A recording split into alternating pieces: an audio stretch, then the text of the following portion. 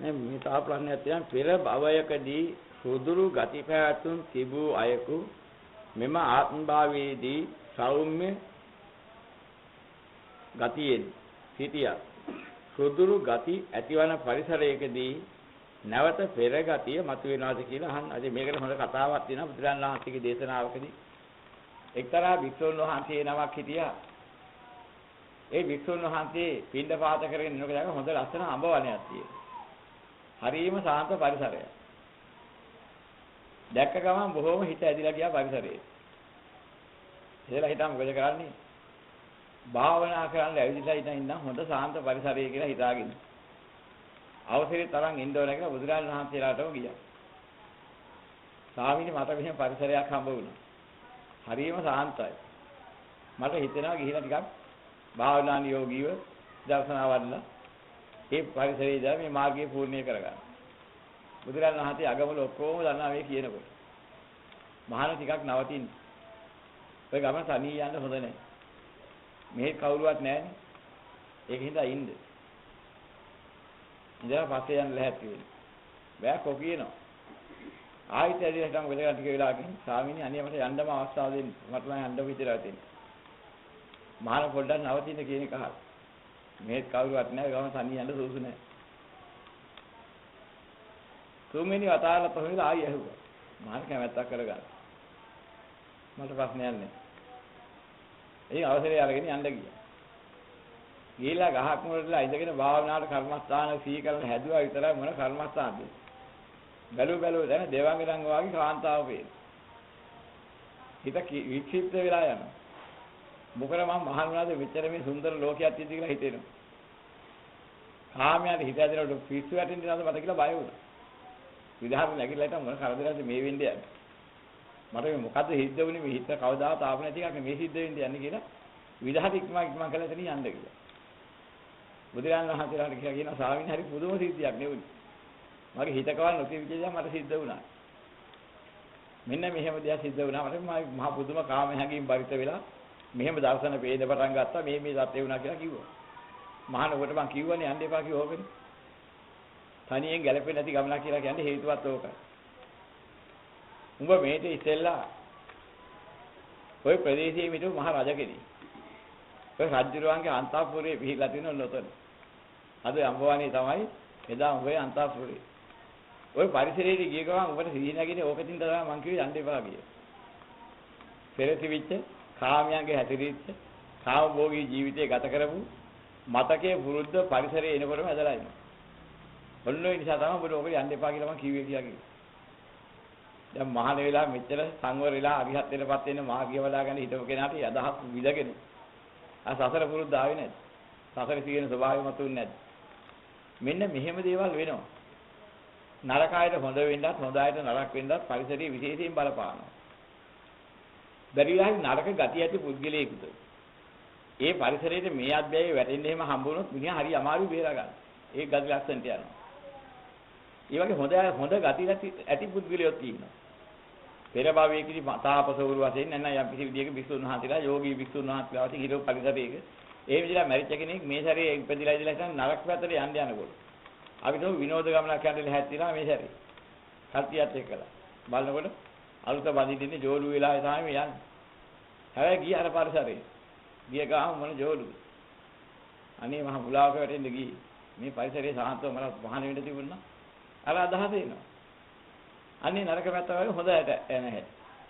නරකින් හොඳට හොඳින් නරකටත් යන්නේ ඔය හතර හිටවු පරිසරයේ ගති පුරුදු විශේෂයෙන් හේතු වෙනවා.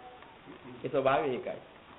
ඉතින් නරක පැත්තටත් ඒ වගේ හොඳ පැත්තටත් ඒ වගේ. කාගේ දේශ මොහ සියලු පැත්තට. දැන් සියල්ලන්ට සියලු තැන් සුදුසු නැහැ. එනිසා බුදුරජාණන් වහන්සේ දේශනා කරන්නේ උන්වහන්සේ වැඩින්න ඉලාට උන්වහන්සේට ඔය පෙළලා දෙන අයට ඔහොම කලාතුරකින් කිව්ව හම්බ වුණාට. සියල්ලන්ටම ඔය උපදේශ ගන්න බැරි හින්දා. උන්වහන්සේ සේවිතබ්බ සූත්‍රයකින් සූත්‍රයක විස්තර කරනවා.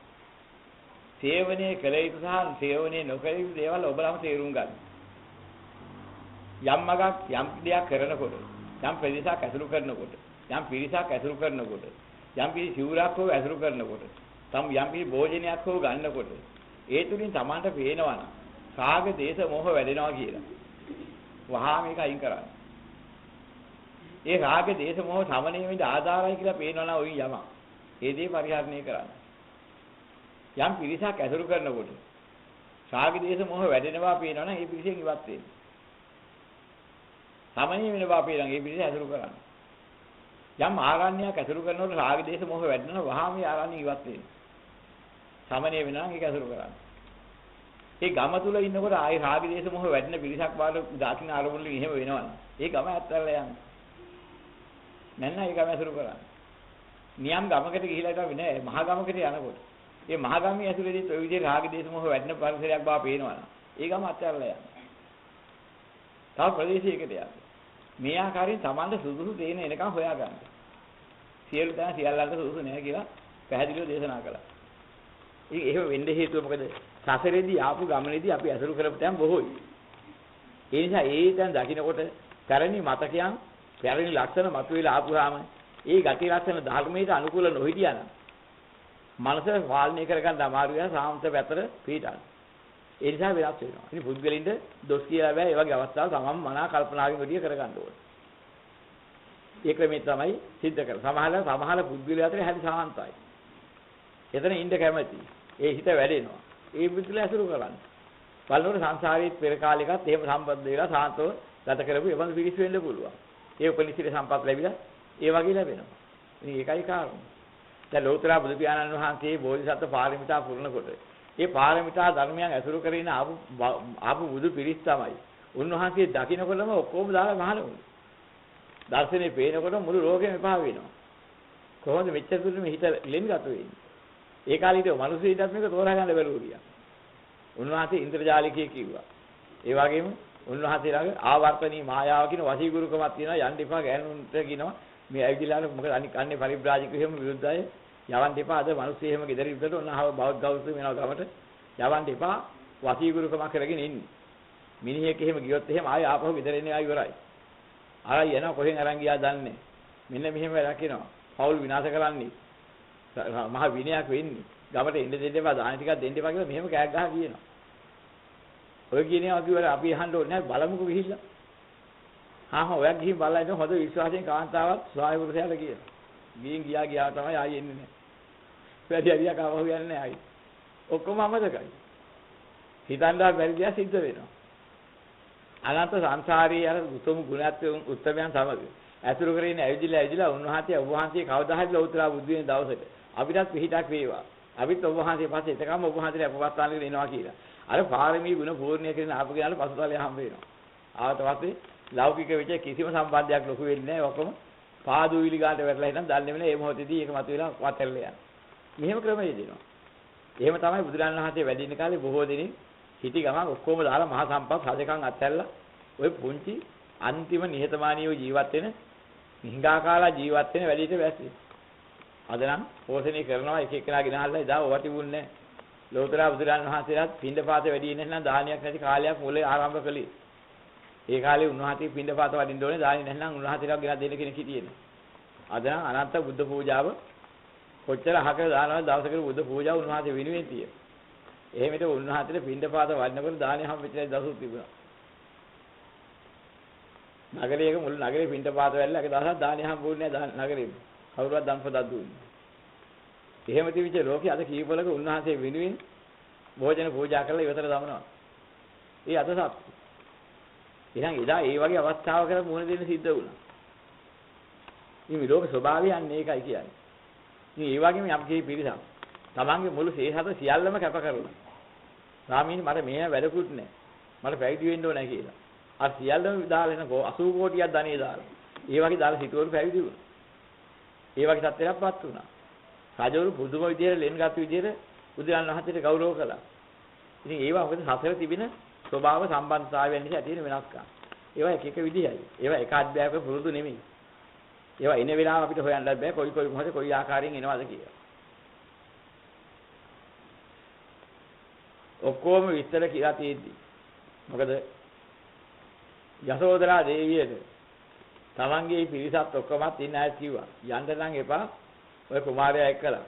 ඔය කුමාරයා එක්ක ගියොත් අතරමං වෙන්න වෙනවා. ඒකාන්තයෙන් දාලා යනවා සවුත් දිවිට යනවා කියලා තියෙන්නේ. මොනම ශිල්ප ශාස්ත්‍රයක්වත් ඉගෙන ගත්තෙත් නැහැ. ඔහි ඉන්න තමන්ගේ පාළුවේ. ওই જાතිය කෙනෙක් කිසිම සත්නකට යන්න පුළුවන් විදිහේ තේජසක් එහෙම ගතියකුත් පෙන්වන්නේ නැහැ. ගැළපෙන්නේ නැහැ. යන්න එපා වගේ අකමැති වෙන්නේ. ওই විදිහට තමයි උපදෙස් දුන්නේ. යසෝදරා දේවිය. මේ මිහි පිට මට කිසිම කෙනෙක් එපා. අද මාව එක ගිහලා හෙට දාලා ගියත් කමක් නැහැ. මට වෙන කෙනෙක් ගාව මට ඕනේ ඒ කුමාරයාමයි. ඔය ඉල්ලීමම කරගෙන හිටියා.